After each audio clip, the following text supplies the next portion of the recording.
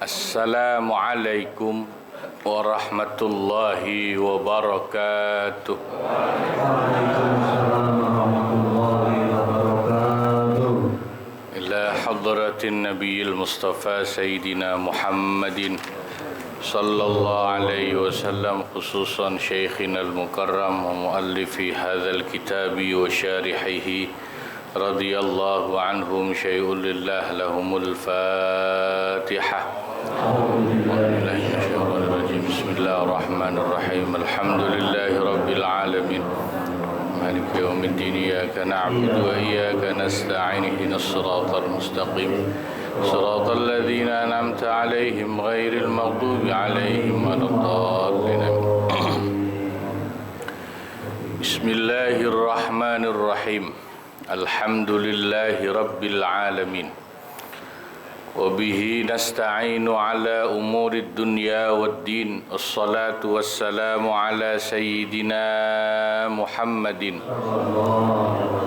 وعلى آله وصحبه أجمعين. أما بعد. حضرات المكرمين والمكرمات, para guru, para sesepuh, bil khusus guru-guru kita Al-Mukarram Bapak Kiai Haji Muhammad Misjan, Bapak Kiai Haji Abdul Hamid Mustafa, Bapak Kiai Haji Ahmad Habibi, Bapak Ustadz Haji Muhammad Basrain, Bapak Ustadz Haji Muhammad Tahir, bil khusus Ketua Masjid Al-Muhaimin Bapak Ustadz Ahmad Haris, Bapak-bapak, ibu-ibu jamaah ukhuwah Islamiyah, mudah-mudahan semua dicatat dalam deretan ahli surganya Allah. Alhamdulillah, pada pagi hari ini kita kembali bisa hadir ta'lim ukhuwah Islamiyah. Semoga Allah berikan kita sehat wal-afiyah dan panjang umur dan ditambahkan keberkahan-keberkahannya. Mari kita lanjutkan ngaji kitab Fathul Mu'in halaman 133 yang bawah ya. Bismillahirrahmanirrahim. Tanbihun. Ada peringatan yang dipakai untuk mengingatkan kita tentang masalah khulu. Al-furqatu, perceraian, bilafzil khul'i, dengan menggunakan lafal khulu. Tolakun itu bisa berstatus talak biasa. Yang kusu, yang talak itu mengurangi al-adada, akan bilangan. Maksudnya bilangan talak 1, 2, 3. Kalau talak biasa itu konsekuensinya ya dihitung, ada 1, ada 2, ada 3. Jadi kadang perceraian menggunakan lafal khulu itu bisa jatuhnya talak biasa, talak roj'i, yang menyebabkan berkurangnya bilangan atau jumlah talak 1, 2, 3. Wa fi qaulin, dan tetap dalam satu qaul atau pendapat, nassa, yang telah memberikan nas alaihi atas qaul itu, ya, nassa yang telah memberikan nas. Ini fa'ilnya mustatar, di sini enggak disebut atau mudhammar. Rujuknya nassa, fa'ilnya kepada Imam Asy-Syafi'i. Alaihi ta'alluqnya atas qaul itu. itu fil qadimi dalam pendapat yang qadim, qaul qadim, wal jadidi dan qaul jadid. Jadi kalau ada istilah dalam fikih Syafi'i fil qadim wal jadid, pendapat qaul qadim dan qaul jadid, itu pasti pendapat Imam Syafi'i. Qaul qadim itu pendapat beliau saat masih berada di Baghdad. Qaul jadid saat beliau sudah menetap di Mesir. Ya. Apa nasnya itu? Al-furqatu, yang namanya perceraian bilafdil khul'i, dengan menggunakan lafal kalimat khulu, idza lam yaqsud, apabila orang itu tidak berseja, tidak meniatkan, bihi dengan lafal khulu, talaqan, akan talak. Faskhun itu tidak menjadi talak jatuhnya, tapi fasakh, perpisahan yang menyebabkan batalnya nikah itu. Kalau menjadi fasakh la yang kusu, maka tidak mengurangi ada dan akan bilangan talaknya. Itu fayajuzu, maka wenang, boleh maksudnya ya, bahasa pesantrennya wenang, mongko wenang, maka menjadi boleh apa fa'ilnya, tajdidun nikahi, memperbaharui, mengulangi nikah, ba'da takarrurihi, sesudah terjadinya khulu, min ghairi ya khulu ya, di sini khulu tapi kayaknya kurang pas itu terjemahan terjadinya khulu berkali-kali itu kok kurang pas ya. Ba'da takarrurihi, ya sesudah terjadinya akad nikah, min ghairi hasrin, berulang-ulangnya nikah, min ghairi hasrin, tanpa terbatas bilangan. Maksudnya gini, kalau nggak ada niat itu sebagai talak biasa, ya pakai lafal khulu itu jatuhnya fasakh. Fasakh itu ya putus, batal nikah, yang tidak menyebabkan bilangan talak itu dikurangi sama sekali, karena memang bukan talak jadinya. Nah, kalau bukan talak raj'i, maka tidak ada rujuk, tapi bisa baliknya dengan tajdidun nikah baru maksudnya gitu ya. Dan itu boleh berulang-ulang tanpa ada batasannya.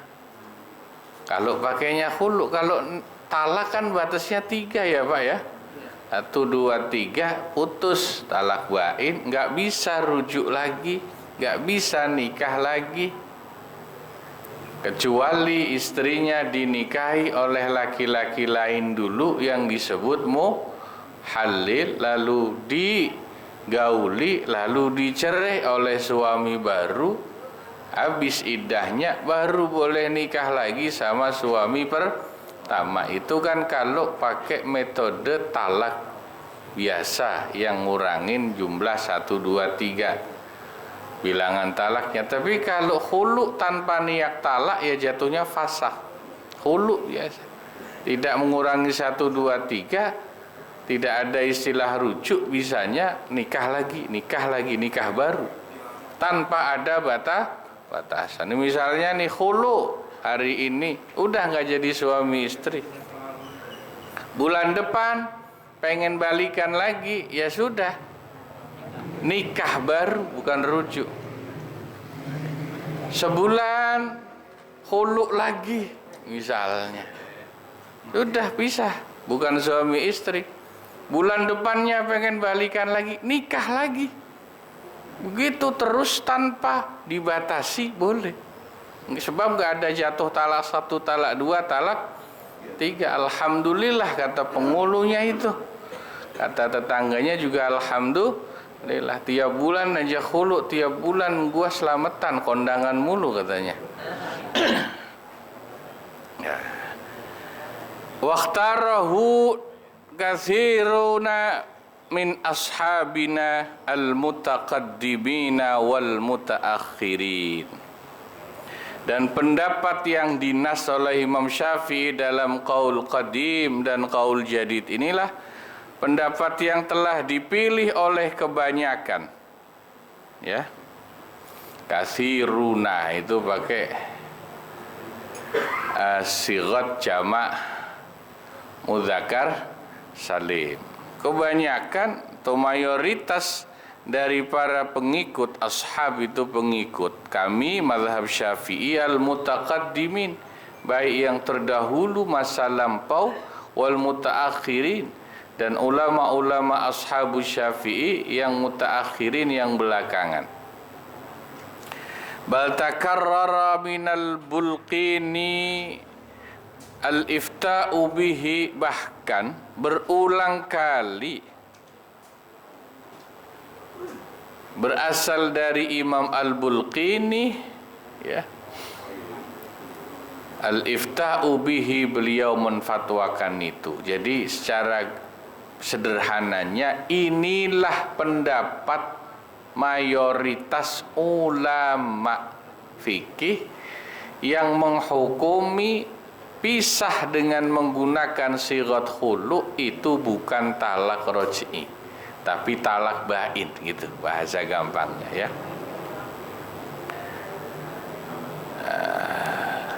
Amal furqatu bilafdhi talaqi, adapun perceraian dengan menggunakan lafaz talak, biiwadin, dengan tebusan talak tapi ada tebusannya, fatalaqun, maka itu statusnya jelas talak.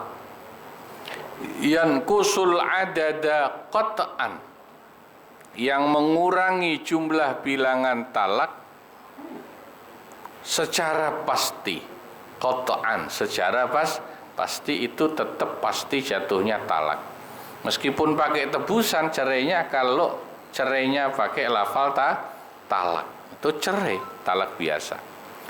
Kama lau qasada bilafzil khul'i, sebagaimana kalau orang berniat dengan menggunakan lafal khulu at-talaqah, tapi yang dia niatkan, dia maksudkan adalah talak biasa, jatuhnya juga talak. Lakin akan tetapi naqala, telah menukil al-imamu, imam. Ini kalau ada sebutan al-imamu dalam kitab mazhab Syafi'i, itu yang dimaksud bukan Imam Asy-Syafi'i, ya. Ya. Al-imam itu istilah yang digunakan oleh fuqaha Syafi'iyah, para ulama fikih mazhab Syafi'i, dalam kitab-kitab Syafi'iyah. Yang dimaksud adalah gurunya Imam Al-Ghazali yang bernama Abul Ma'ali Al-Juwaini, yakni Imamul Haramain. Nama aslinya Abul Ma'ali Abdul Malik Al-Juwaini, gurunya Imam Al-Ghazali, titelnya Imamul Haramain, imam tanah suci Mekah dan Madinah, Haramain itu. Kenapa diberi gelar Imamul Haramain? Nah, jangan dianggap nanti kayak yang imamin di Masjid Mekah di kaset tarawih, itu bukan, Pak. Dulu Imamul Haramain, gurunya Imam Al-Ghazali, itu aslinya dari Persia, Iran, ya, Naisabur. wilayah Iran sekarang, dulu Persia. Imam Ghazali sendiri kan aslinya dari Tus, itu wilayah Iran, kota Tus. Itu pernah dikejar-kejar ulama-ulama di zaman beliau, mau dibunuh.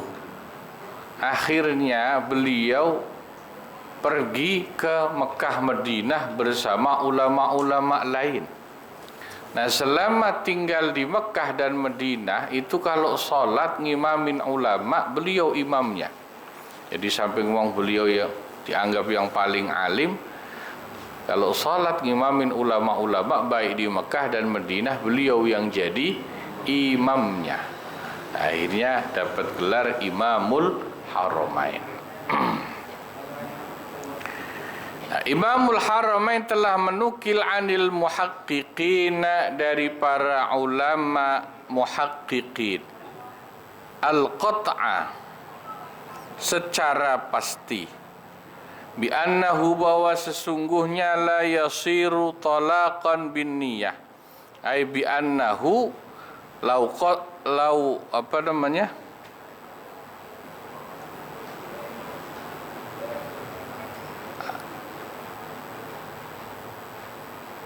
lau faraqa bi lafdhi talaqi bi iwadin, kalau ada orang cerai dengan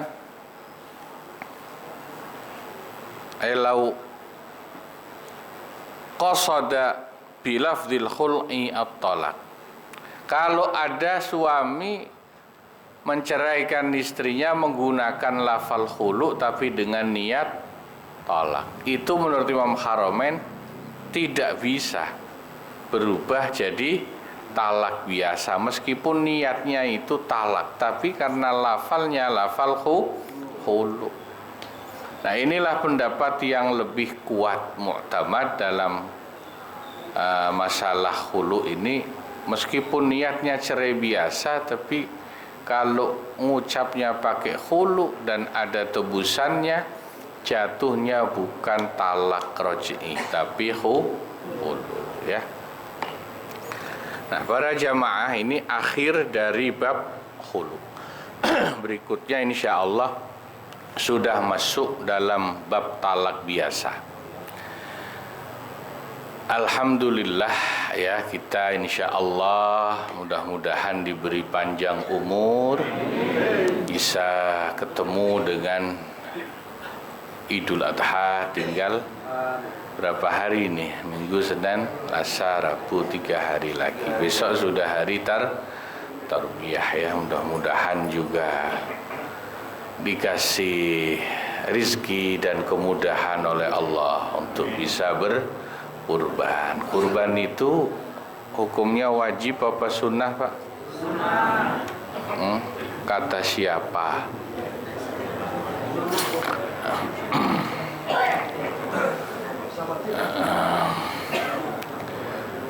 Memang sih mayoritas ulama bilang kurban itu hukumnya sunnah muakkadah ya. Tapi Imam Abu Hanifah dan Imam Malik itu berpendapat wajib bagi yang mampu. Bagi yang mampu itu wajib.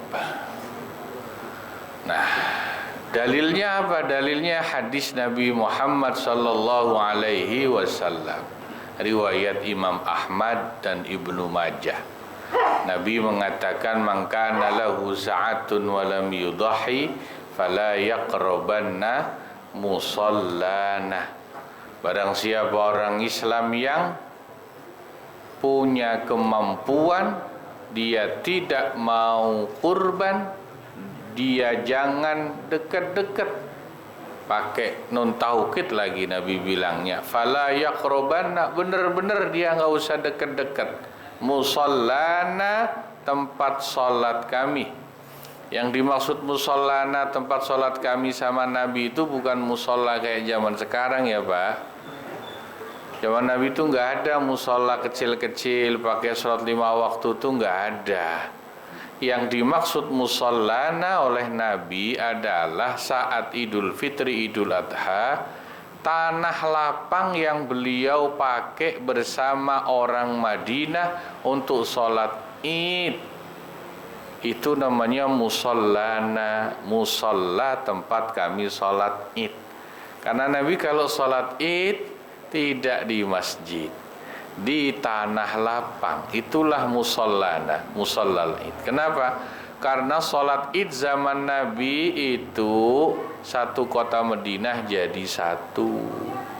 Nggak kayak di Waraka, setiap RW, tiap RT kadang bikin sholat Id. Satu kota, Pak. Laki perempuan, tua muda kumpul jadi satu. Jadi masjid nggak muat. Nah, maknanya kira-kira Nabi itu mencela sekali orang Islam yang mampu kurban tidak mau kurban. Sehingga Nabi bilang, sampean yang mampu kurban tidak mau kurban, gak usah sholat Id bareng saya. Maksudnya begitu. Bukan gak boleh ke musola, bukan ya. Nanti sampean yang dasarnya malas ke musola, kebeneran gua gak kurban, gak boleh ke musola. Tambah gak ke musola, bukan itu. Gak usah sholat Id bareng saya, kata Nabi. Itu kan menunjukkan dia pelitnya kelewatan. Nah, yang dimaksud mampu kurban gak mau kurban itu menurut fikih itu orang yang hartanya sudah mencapai nisab zakat mal. 85 gram emas ya, patokan zakat mal kira-kira. Kalau 1 gramnya 2,5 juta kali 85 kira-kira 200 juta. Orang yang udah punya duit 200 juta itu sudah mencapai nisab zakat malnya. Itu kata Imam Abu Hanifah dan Imam Malik wajib kurban. Ini kira-kira yang ngaji di sini modelnya pada punya 200 juta apa 200 ribu nih? Kalau dibilang 200 juta saya kayak gak kurang yakin kayaknya ya. Berarti Pak, kalau belum mencapai 200 juta kira-kira ya sebetulnya belum wajib, belum mencapai nisab zakat mal. Tapi justru bagus, meskipun punya duit cuma 7 juta doang, tapi mau keluar katakan 4 juta buat kurban, wah lebih cakep itu, meskipun belum wajib. Nah, kalau itu memang kategorinya sunnah, yang belum punya 200 juta. Kalau 200 juta menurut mazhab Hanafi dan Maliki wajib itu, Pak.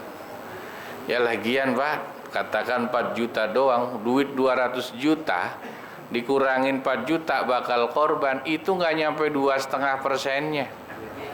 2,5%-nya aja 5 juta, Pak. Zakat mal itu kalau punya duit 200, ini kan paling patungan kurban 4 jutaan kira-kira ya. Nggak nyampe 2,5% dari zakat mal ya. Nah itu jadi jangan kita, ya memang kita kalau ngaji mazhab Syafi'i taunya kurban itu sunnah, tapi kita harus tahu juga pendapat lain. Kenapa kok dibilang wajib sama Imam Abu Hanifah dan Imam Malik bagi orang yang mampu secara nisab zakat mal. Nah, tadi ya. Mudah-mudahan diberikan kemudahan oleh Allah Subhanahu wa taala. Terima kasih. Assalamualaikum warahmatullahi wabarakatuh.